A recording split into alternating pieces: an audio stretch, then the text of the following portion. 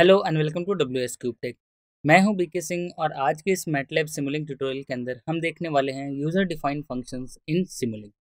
यानी कि हम कोई भी फंक्शन डिफाइन करते हैं उसको हम एक बार तो क्या करेंगे, उस फंक्शन को डिफाइन करेंगे हम कोड के थ्रू और उस कोड को हम सिमुलिंक के अंदर कैसे यूज़ करेंगे। तो उसके लिए हमारे पास मैटलैब फंक्शन का यूज़ होता है। तो यहाँ पे देखिए मैटलैब फंक्शन का ब्लॉक यहाँ पे शो किया हुआ है, जिसके अंदर आप देखिएगा एक इनपुट दिया हुआ है और एक आउटपुट दिया हुआ है। यू हमारे पास इनपुट है और वाई हमारे पास आउटपुट है। ये जस्ट डिफॉल्ट रिप्रेजेंटेशन है इस ब्लॉक का। उसके बाद एफ सी एन लिखा हुआ है, यानी कि ये मैटलैब फंक्शन है।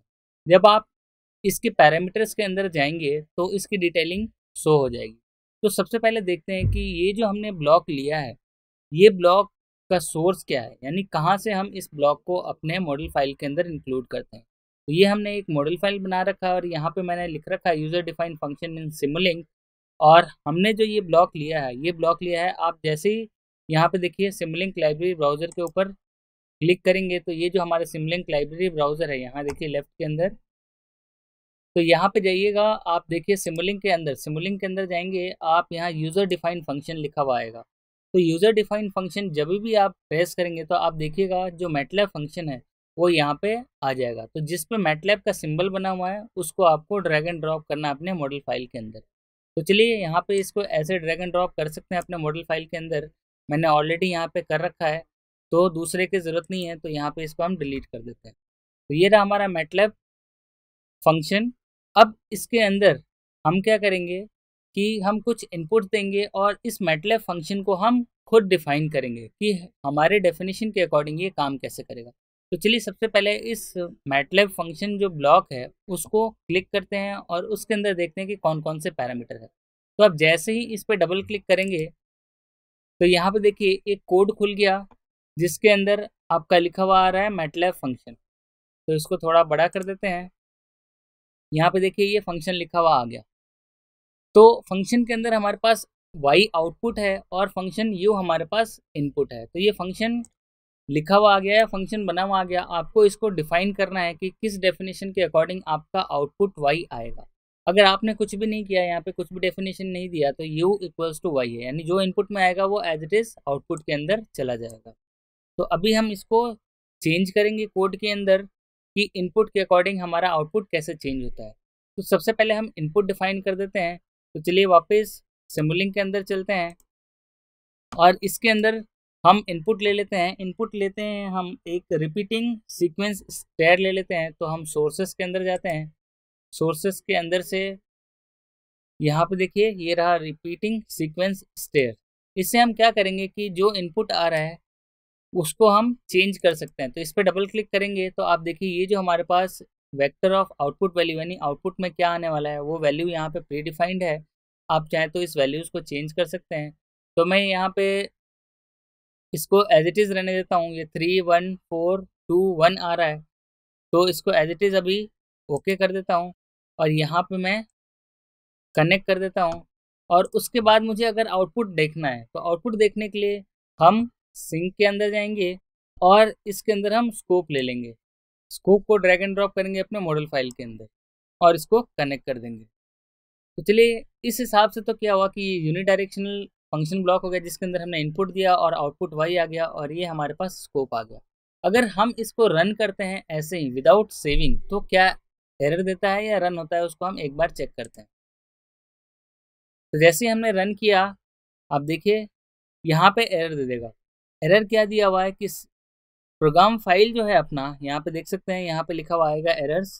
तो आप एरर्स पे क्लिक करेंगे तो आप देखेंगे कि यहाँ पे एरर्स आएंगे। एरर के अंदर दे रखा है फिर रिलीज वर्जन और बिन के अंदर is reserve for MATLAB files. यानी कि क्या हुआ कि हमने जो फंक्शन डिफाइन किया है उसको कहीं सेव नहीं किया। तो उस फंक्शन को सबसे पहले हमें सेव करना पड़ेगा, तभी हम उस फंक्शन को यूज़ कर सकते हैं। तो चलिए उस फंक्शन को डिफाइन कर देते हैं। यहाँ पर डबल क्लिक करते हैं तो ये फंक्शन ओपन है। हमने इसका नाम नहीं दिया। जब हम मैटलैब फंक्शन स्टार्टिंग में पढ़ रहे थे तो जब हमने मैटलैब फंक्शन क्रिएट किया तो हमें पता होना चाहिए कि मैटलैब फंक्शन का नाम हमेशा उस फंक्शन का और फाइल नेम का, दोनों का नेम सेम होना चाहिए। तो यहाँ पे देखिए मैटलैब फंक्शन ऑलरेडी यहाँ पे डिफाइन है, बट यहाँ पे इसका फाइल नेम अभी हमने सेव नहीं किया। तो हम इसको कंट्रोल एस से सेव करते हैं या इस फंक्शन को सेव करते हैं। तो जैसे ही फंक्शन को सेव करेंगे तो उसके लिए सबसे पहले आप इस फंक्शन को पूरा डिफाइन करेंगे। तो फंक्शन जब भी स्टार्ट होगा उसके साथ फंक्शन हमेशा एंड होता है। तो अगर मैंने कुछ भी नहीं किया, जस्ट एंड कर दिया और इस वैल्यू को मैंने चेंज कर दिया, चेंज ये किया कि जो हमारे पास आउटपुट आ रहा है वो इनपुट के बराबर है, यानी y इक्वल्स टू यू। ये हमारा फंक्शन डेफिनेशन हो गया और हमने इस फंक्शन को एंड कर दिया। अब हमें इस फंक्शन को सेव करना पड़ेगा, तो कंट्रोल एस प्रेस करें और इसको आप जहां सेव करना चाहें वहां पे सेव कर दें। बट आपको ध्यान ये देना पड़ेगा कि फंक्शन का नाम और फंक्शन की जो वैल्यू है, यहाँ पे जो y आ रहा है वो सेम होना चाहिए। तो आपको y के नाम से सेव करना पड़ेगा। अब आप चाहें तो कहीं भी सेव कर सकते हैं। इसकी लोकेशन मैं दे देता हूँ, ई ड्राइव के अंदर दे देता हूँ मैं और सेव कर देता हूँ। तो ये सेव कर दिया। अब एक चीज़ और ध्यान रखनी है कि ये जो लोकेशन सेव किया है इसका ये जो ऊपर वाला पाथ है वो भी सेम होना चाहिए जहाँ पे फाइल नेम y या फंक्शन नेम y सेव है। यहाँ पे देखिए, यहाँ पे सेव नहीं है, हमें वहाँ पे जाना पड़ेगा जहाँ पे हमने इस फंक्शन y को सेव किया है। तो चलिए इसका लोकेशन आप चेंज कर दें। लोकेशन यहाँ जाके जहाँ पे आपने सेव किया है वहाँ पे जाके उस लोकेशन को दे दें। तो यहाँ पे देखिए y जो फंक्शन है वो इस लोकेशन के अंदर आ जाएगा। तो यहाँ पे देखिए y.slx, यानी ये फंक्शन यहाँ पे ऑलरेडी सेव हुआ है। अब जब भी हम रन करेंगे तो हमारा ये ऑटोमेटिकली डिफ़ॉल्ट लोकेशन ले लेगा रन करने के लिए। अब रन हम फंक्शन को नहीं कर सकते, हमें प्रोग्राम को रन करना है। तो प्रोग्राम क्या करेगा, इस फंक्शन को कॉल करेगा और फंक्शन जब रन होगा जब उसकी लोकेशन आपने स्पेसिफाई कर रखी हो। तो जनरली जब हम रन करते हैं तो ये लोकेशन से ये वैल्यू को उठाता है और फिर रन करता है। तो चलिए इस लोकेशन को हमने प्रोवाइड कर दिया। अब यहाँ पे चलते हैं सिमुलिंक के अंदर। तो हमने अभी तक जो भी किया, ये मैटलैब फंक्शन का डेफिनेशन किया और उसकी सेविंग की और उसकी पाथ हमने सेट किया।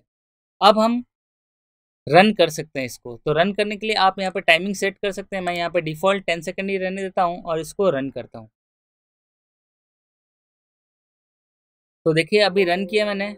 रन के अंदर एक वार्निंग आ रहा है, output is discrete yet it is inheriting a continuous sample time. तो यहाँ पे देखिए स्कोप के अंदर हमारे पास आउटपुट आ रहा है, वो हमारे पास डिस्क्रीट आउटपुट है, यानी जो हमने इनपुट दिया था वो एज इट इज आउटपुट में आ रहा है। अब ये कैसे चेक करेंगे कि इनपुट में जो दिया था वही आउटपुट में आ रहा है। तो यहाँ पे देखिए मैं इसको साइड बाई साइड करता हूँ, विंडो को, और वैल्यू को मैं आपको दिखाता हूँ। यहाँ पे ये देखिए, यहाँ पे हमने इनपुट दिया था, यहाँ पे दिया था हमने 31421 और यहाँ पे देखिए ये पहले वैल्यू 3, फिर 1, फिर आ रहा है 4, देन आ रहा है 2 एंड देन 1, और ये वैल्यू रिपीट होती जा रही है वापस। तो हर बार ये रिपीटेड आउटपुट आ रहा है क्योंकि हमने फंक्शन के अंदर ये डिफाइन किया है कि जो इनपुट आए वो एज इट इज आउटपुट में चला जाए।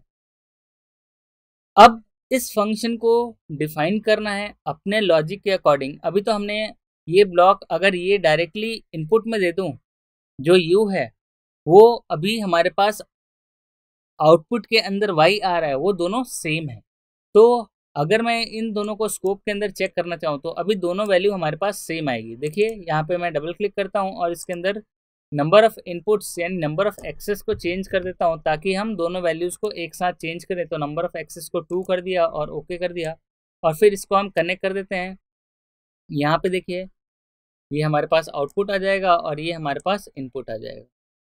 तो अभी के केस में जो पहली वाली वैल्यू है और दूसरी वाली वैल्यू है दोनों सेम आएगी। तो चलिए इसको रन करते हैं। तो देखिए यहाँ पे इनपुट और आउटपुट सेम है, यानी इनपुट के अंदर 3 है तो आउटपुट के अंदर भी 3 है, इनपुट के अंदर 1 है तो आउटपुट के अंदर भी 1 है, इनपुट के अंदर 4 है तो आउटपुट के अंदर भी 4 है, यानी कि सेम वैल्यू आ रही है इनपुट और आउटपुट के अंदर। अब हम फंक्शन की डेफिनेशन को चेंज करेंगे। तो चलिए यहाँ पे फंक्शन पे क्लिक करते हैं, इस पर डबल क्लिक करेंगे तो आपका जो फंक्शन का कोड था वो ओपन हो जाएगा। अब इसके अंदर आप डेफिनेशन चेंज कर सकते हैं। तो देखिए हमारे पास जो वैल्यू है हमने इनपुट में दिया हुआ है वो दिया हुआ है 31421। तो इसके अकॉर्डिंग अगर हम कोई थ्रेशोल्ड लगा के चेक करना चाहें कि एक पर्टिकुलर लिमिट लगा दें कि उसके अगर नीचे वैल्यू आती है तो माइनस में आ जाए समथिंग, और उसके थ्रेशोल्ड के ऊपर जाता है तो प्लस में आ जाए। तो चलिए यहाँ पे देखिए 0, 2, 4, 1 एंड 3 है, तो मैं लिमिट ले लेता हूँ 1.5। तो 1.5 के ऊपर अगर जाता है तो मैं इसको असाइन कर दूंगा हाईएस्ट वैल्यू, और 1.5 से नीचे जाता है तो लोएस्ट वैल्यू। तो चलिए मैं यहाँ पे असाइन करूँगा इफ ब्रैकेट के अंदर यू क्या है हमारे पास, जो इनपुट आ रहा है उस फंक्शन के थ्रू। तो यू को हमने असाइन कर दिया इफ़ यू ग्रेटर देन 1.5, अगर 1.5 से ग्रेटर है और इसके ब्रैकेट को क्लोज कर दें तो हमारे पास y की वैल्यू हो जाए, वो हो जाए सपोज 5। जस्ट हम थ्रेशोल्ड y 1.5 ले रहे हैं, 1 के ऊपर जाते ही y की यानी आउटपुट की वैल्यू हो जाएगी 5, और एल्स y की वैल्यू हम रख देते हैं -5। तो जस्ट एक थ्रेशोल्ड हमने ले लिया और इसको सेमीकोलन से क्लोज कर दिया और एंड हमारा आ गया। तो ये हमारे पास दो वैल्यूज आ गई +5 और -5, यानी आउटपुट के अंदर आइदर +5 आएगा और या फिर -5 आएगा, डिपेंडिंग अपॉन थ्रेशोल्ड कंडीशन क्या रखी है हमने। तो चलिए इसको रन करते हैं और फिर देखते हैं। तो इसके लिए पहले इसको सेव कर देंगे आप Ctrl+S से। तो जब भी सेव करेंगे यहाँ पे जो स्टार बना हुआ आता है वो हट जाएगा। स्टार इसलिए बना हुआ आता है क्योंकि हम जो भी एडिटिंग कर रहे हैं वो अनसेव्ड है। तो जैसे ही Ctrl+S करेंगे यहाँ से हमारा स्टार हट जाएगा। तो चलिए मैंने सेव कर दिया है, अब इसको रन करते हैं। रन करने के लिए वापस सिमुलिंक फाइल के अंदर चलते हैं और फंक्शन डेफिनेशन हमने डिफाइन किया हुआ ही है। अब वापस इसको रन करते हैं। तो अब रन करेंगे तो हमारे पास इनपुट और आउटपुट दोनों अलग अलग आना चाहिए। आउटपुट हमारा फंक्शन डेफिनेशन के अकॉर्डिंग आना चाहिए। तो चलिए ये हमारा रन हो चुका है और यहाँ पे डबल क्लिक करते हैं। तो यहाँ पे देखिए अब जो हमारा आउटपुट आ रहा है, सबसे पहले इसको ऑटो स्केल कर देते हैं। तो ये हमारे पास ऑटो स्केल आ गया। अब देखिए कि जब हमारे पास वैल्यू 3 थी, यहाँ पे देखिए तो 3 क्या था, हमारा थ्रेशोल्ड 1.5 था। तो 1.5 से ज़्यादा आते ही हमारे पास वैल्यू क्या आनी चाहिए थी, +5। तो ये +5 आ रहा है। फिर 1.5 से अगर कम था तो इनपुट हमारे पास 1 है, दैट इज लेस देन 1.5, तो हमारे पास आउटपुट -5 आ रहा है। सिमिलरली अगर 4 देखें तो 4 इज ग्रेटर देन 1.5, तो हमारे पास जो आउटपुट है वो हाई आ रहा था। 2 भी हमारे पास 1.5 से ज़्यादा था, तो थ्रेशोल्ड वैल्यू क्रॉस करते ही हमारे पास 5 आ रहा है। यानी कि हमने जो प्रोग्राम डिफाइन किया था उस फंक्शन के हिसाब से हमारा आउटपुट आ रहा है। तो यहाँ पे देखिए 1 था, तो 1 इज लेस देन 1.5, तो हमारे पास जो आउटपुट में आएगा दैट इज नेगेटिव। तो यहाँ पे देखिए अगर आपको अगर फॉर्म लाइन देखना है तो यहाँ पे ध्यान से देखेंगे तो ये दिखेगा, क्योंकि ये हमारे पास ये वाइट लाइन ऊपर है और ये हमारे पास नीचे है। आप इसके अंदर एक्सेस प्रॉपर्टी को जाके चेंज कर सकते हैं एग्जैक्ट वैल्यू देखने के लिए। तो आप क्या करेंगे, यहाँ पे देखिए इस पे जाएंगे, राइट क्लिक करेंगे, एक्सेस प्रॉपर्टीज पे जाएंगे और यहाँ पे आप वैल्यूज चेंज कर सकते हैं। सपोज -6 से मैं +6 तक रखना चाहता हूँ ताकि मुझे वैल्यूज़ हो वो क्लियर दिख जाए यहाँ पे, और अप्लाई कर दूँ फिर ओके कर दूँ तो आप देख सकते हैं। सिमिलरली इसके अंदर भी 1 और 4 तक जा रहा है, तो इसके अंदर मैं वैल्यू 5 से लेके -5 तक है, इसको अप्लाई कर देता हूँ और ओके कर देता हूँ। तो अब आप क्लियरली आइडेंटिफाई कर सकते हैं। सपोज यहाँ पे देखिए ये वैल्यू 3 है, तो पहली वैल्यू आउटपुट के अंदर हमारे पास 5 आई है। क्यों? क्योंकि वो थ्रेशोल्ड से क्रॉस कर चुकी है। सिमिलरली आप सारे वैल्यूज़ को चेक कर सकते हैं रैंडमली। सपोज मैं यहाँ पे चेक करता हूँ, ये वैल्यू हमारे पास आ रही है 2, तो यहाँ पे आउटपुट होना चाहिए 1 +5। तो यहाँ पे देखिए इस वाले रेंज में हमारा +5 आउटपुट आ रहा है, यानी कि थ्रेशोल्ड को क्रॉस कर रहा है। तो इस तरीके से हम यूज़र फंक्शन को डिफाइन कर सकते हैं मैटलैब सिमुलिंक के अंदर, क्योंकि हमारा जो सिमुलिंक का जो फंक्शन है वो सेम वर्क करता है जैसे जैसे हमने बेसिक प्रोग्रामिंग की थी उसके अंदर फंक्शन को डिफाइन किया था। बस डिफरेंस ये है कि यहाँ पे आपको मैटलैब फंक्शन का यूज़ करना पड़ेगा, लेकिन फंक्शन की डेफिनेशन जैसे पहले दी थी वैसे ही करना पड़ेगा, और उसके अंदर आपको जाके जो फाइल नेम है वो इसके फंक्शन नेम से सेव करना पड़ेगा। ये अगर आप फंक्शन नेम के हिसाब से फाइल नेम सेव नहीं करेंगे तो वो फंक्शन रीड नहीं करेगा, और रीड नहीं करेगा तो वो उसको एरर में दे देगा। तो आपको एरर अवॉइड करने के लिए हमेशा जो फंक्शन नेम है आप जहाँ पे कॉल कर रहे हैं वहाँ पे आपका सेव होना चाहिए।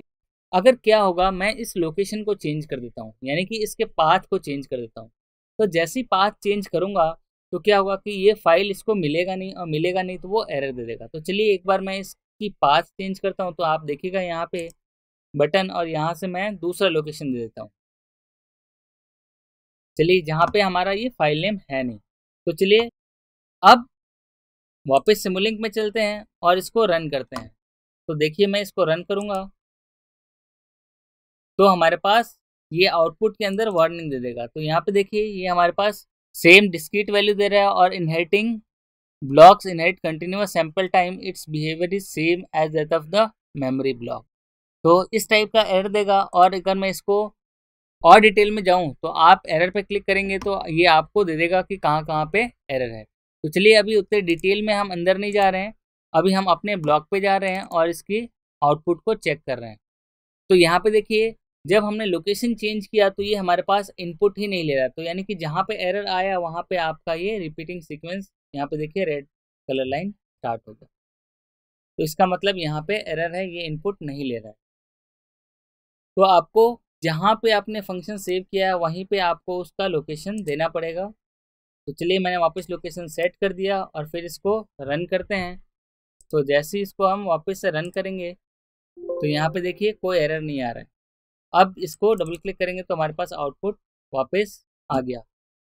तो इस तरीके से हम MATLAB function user defined function के हिसाब से एडिट कर सकते हैं और अपने फंक्शन यूसेज के हिसाब से हम इसको यूज़ कर सकते हैं। तो होपफुली आप लोगों को ये वीडियो समझ में आया होगा। तो मिलते हैं अगले वीडियो में जिसके अंदर हम इसी फंक्शन के अंदर इफ़ एल्स स्टेटमेंट का यूज़ करेंगे और फिर हम पर्टिकुलर थ्रेशोल्ड के रेंज लेंगे और उस थ्रेशोल्ड रेंज के अकॉर्डिंग हम आउटपुट जनरेट करेंगे। तो चलिए मिलते हैं अगले वीडियो में, तब तक के लिए थैंक यू।